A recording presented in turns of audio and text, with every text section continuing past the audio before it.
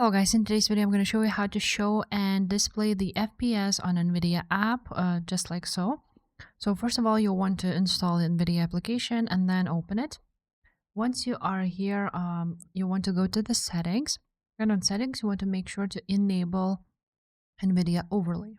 Now you need to open Nvidia overlay with pressing Alt-Z, and now it will pop up just like so. After that, at the bottom, you will see statistics. You can press either Alt-R. You can go ahead and just press on it and just enable it like so.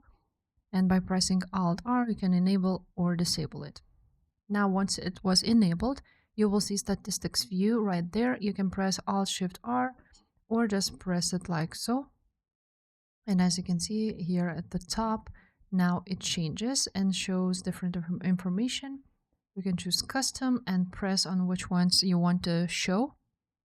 And for example, we want to show FPS, so you're going to press on it. Or you can choose advanced, for example, and it will show everything. Now, if you are seeing NA right there, then what you need to do is go ahead and right click on your desktop, show more options, and then press Nvidia control panel. On Nvidia control panel, press 3D settings, program settings.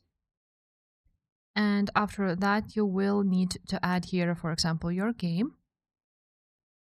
So let's just leave this game here. If you don't see it there on this list, on here, you're gonna go ahead and click browse and find your game from there. Once you have added the game here, all you need to do is restart the game. And now it should show the FPS and so on and so forth. So if this video was helpful, guys, make sure to subscribe and I will see you next time. Bye.